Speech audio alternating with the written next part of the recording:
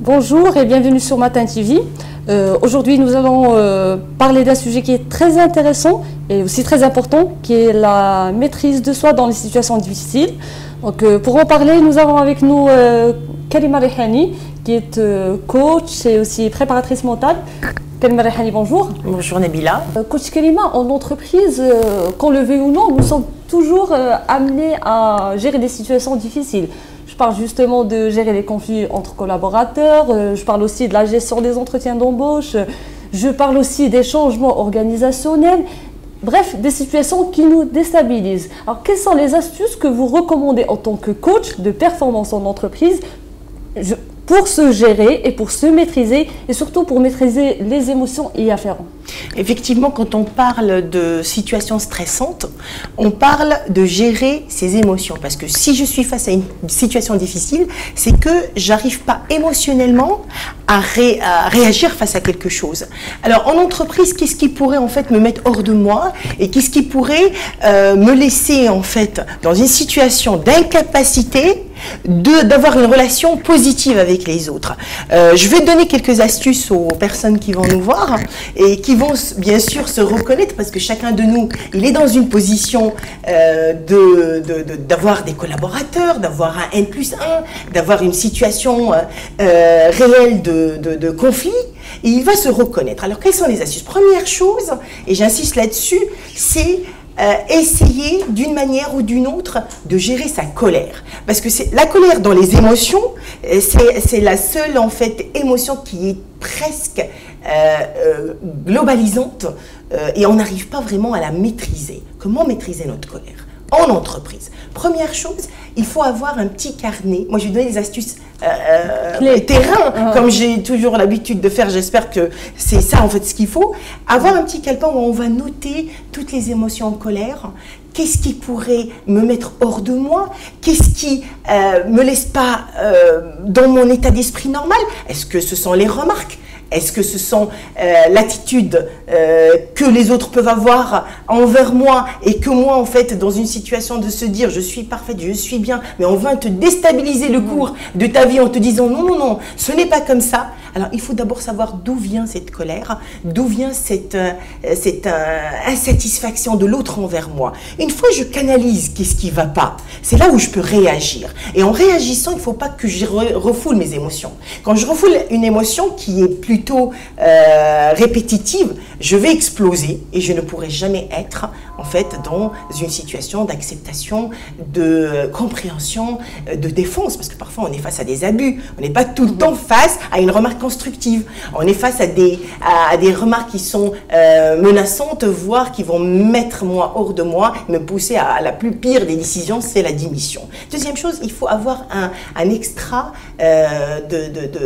comment on appelle ça, pour ne pas se sentir en fait tout le temps dans le travail, parce que qu'est-ce qu'un travail? Un travail, ce sont des éléments qui vont me permettre en fait d'avoir un revenu. Ce revenu, je l'exploite pour me sentir bien dans mon travail. Je m'inscris dans une salle de sport. Vous savez, il y a des sports qui sont tellement... Moi, je suis dans la préparation mentale et je vous dis que les arts martiaux, je vous dis que la boxe, c'est quelque chose qui fait ressortir l'énergie négative et bien sûr, je peux parler en faisant c'est pour ressortir les choses. Au lieu de dire tout aux gens qui nous font mal, il faut prendre du recul. Moi, j'ai une astuce incroyable, Nabila. J'adore prendre du recul quand ça va pas. C'est-à-dire quand, moi j'étais salariée à un certain moment, quand mon N+1 me fait une remarque, que moi j'estime qu'elle n'est pas elle n'est pas en place, je prends toujours le recul de 10 minutes, ne pas répondre.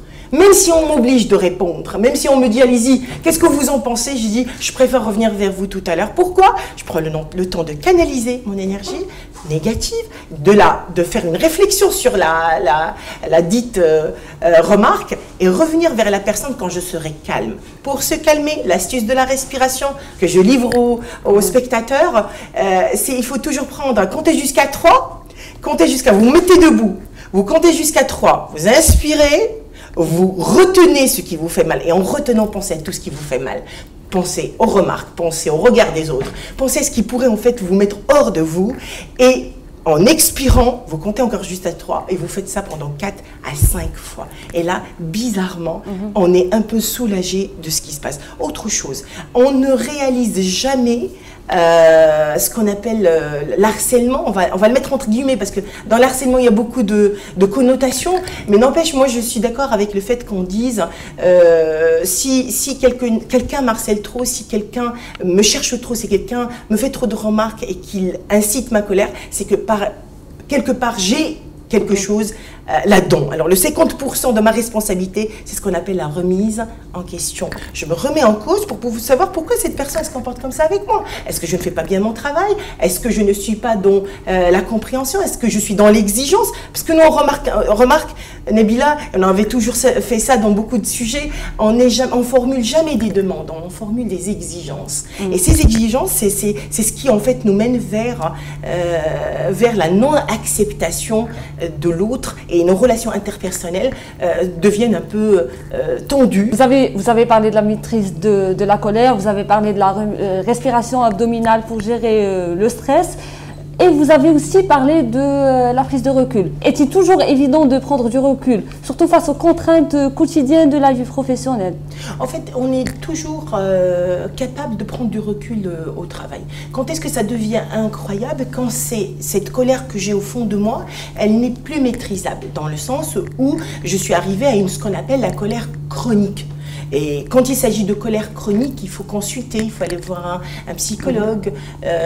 Quand je parle de psychologue, parce qu'on a parlé aussi de coaching pour délimiter les champs d'action, moi je préfère donner aux auditeurs ou aux spectateurs la possibilité d'aller voir un spécialiste qui va pouvoir les aider.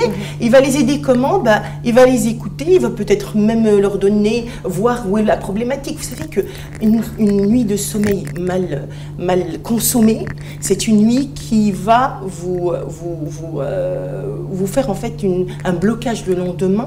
Elle va vous créer beaucoup de choses. Alors il y a beaucoup de moyens pour pouvoir en fait dormir. Il faut dormir 7 à 8 heures. Oui, c'est bien, on le dit tous, mais on n'arrive pas avec tout le stress qu'on a. Il y a toujours quelque chose qui vient.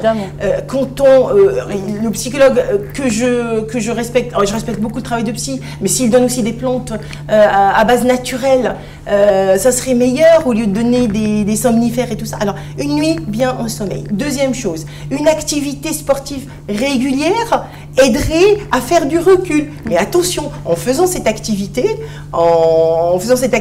au temps T, ne pensez qu'à l'activité, pensez pas, remuez pas tous les problématiques que vous avez eues toute la journée et allez-y vers ce que vous allez faire. Alors, le recul aussi, on peut l'avoir à se dire, est-ce que je suis bien ici? Est-ce que je ne cherche pas ailleurs? Le recul aussi vient de nos choix, parce que parfois, vu qu'on vit dans une société qui parle de sécurité tout le temps, on a du mal à se projeter dans autre chose. Et un départ, je le dis, je le répète à tout le monde, tout changement professionnel, il nécessite une préparation. Alors ça aussi, c'est du recul. Est-ce que ce métier, il me va? Est-ce que ce métier, il m'étouffe? Est-ce que je suis à ma place? Est-ce que j'évolue? Posez-vous les bonnes questions pour pouvoir avoir du recul. On ne peut pas avoir de recul si on ne se pose pas les bonnes questions. Alors, si on a bien compris, c'est tout un travail sur soi qu'il faut mener pour pouvoir se maîtriser dans les situations difficiles. Bizarrement, tu viens de mettre le doigt sur le plus important. Si on parle de maîtrise de colère, c'est parce qu'on a conscience qu'on est en colère. Si on parle de recul, ça veut dire qu'on a conscience que ça ne va pas et qu'il y a quelque chose qui me dérange dans ma vie de tous les jours professionnelle. Du coup, je dis, moi, si j'arrive à faire un travail sur moi-même, juste en ayant conscience que ça ne va pas, parce que quand je me dis je ne vais pas bien, j'ai eu une prise de conscience que ma situation actuelle, que ce soit avec mon N+1, mes collaborateurs, on parle du domaine professionnel, on parle d'entreprise, même avec la personne qui me dit, je dis bonjour à la porte, elle ne me répond pas ou elle me regarde de travers, il y a aussi les interprétations. Alors ça nécessite impérativement un travail sur soi. J'aimerais bien avancer avec vous sur un autre volet.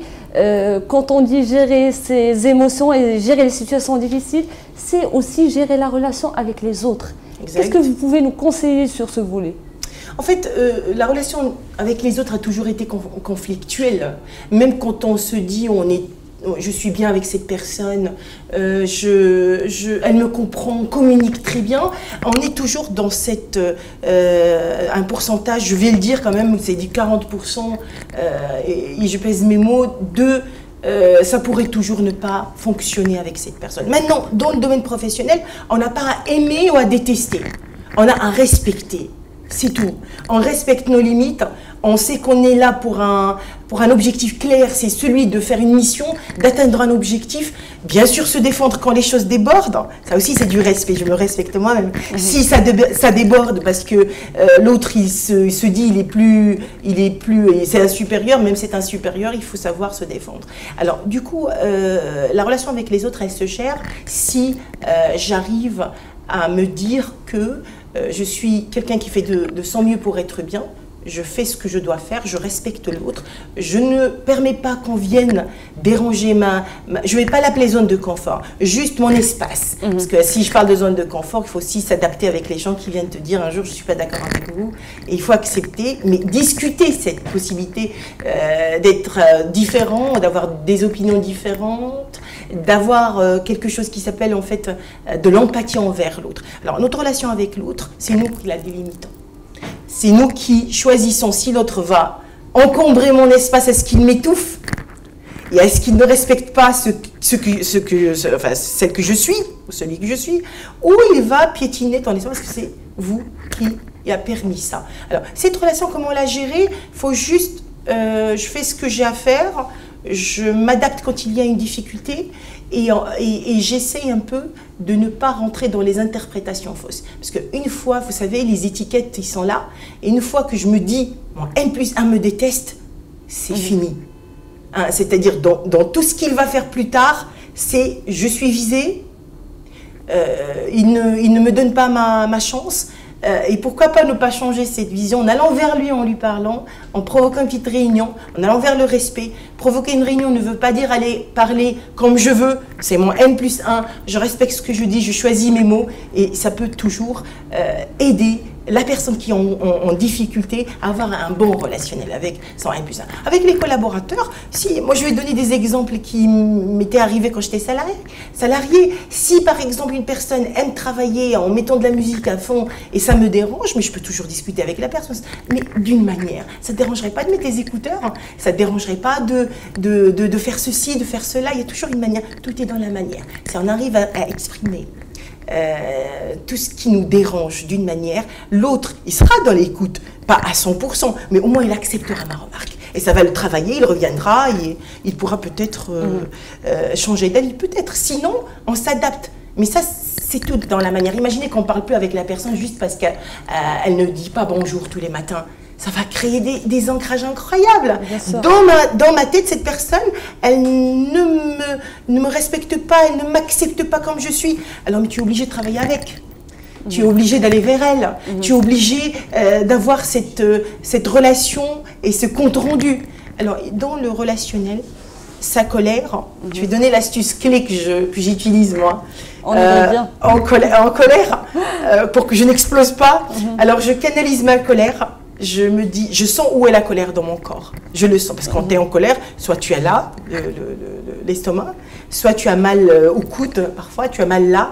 Ça apparaît sur une partie du corps, en fait. Oui, mais attention, c'est un peu personnel. Chacun ressent sa colère comme il a eu, en fait. C'est pas tout, on n'a pas la même place. Je canalise cette partie, je la mets au fond comme ça. Je la mets quelque part et je la laisse exister. Mais je ne parle pas. C'est-à-dire, je laisse un peu faire son travail sur mon corps. C'est vrai, ça va me faire du mal, mais je l'extériorise avec la respiration que je vous ai donnée tout à l'heure. Je l'extériorise après. C'est-à-dire, je la laisse vivre, cette colère en moi, dans une partie de mon corps où elle s'est manifestée.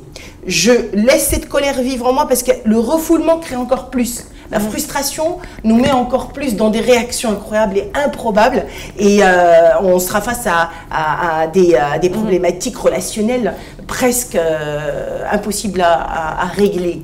Alors du coup, canalisez votre colère quelque part dans votre corps, là où vous la sentez, et puis laissez-la vivre un tout petit peu, 10 minutes, et après, faites l'exercice de respiration que j'ai déjà cité, vous allez vous sentir mieux. Coach Karima, merci beaucoup pour toutes ces explications. Merci à toi. Merci à vous et j'espère vous retrouver très très vite sur Matin TV.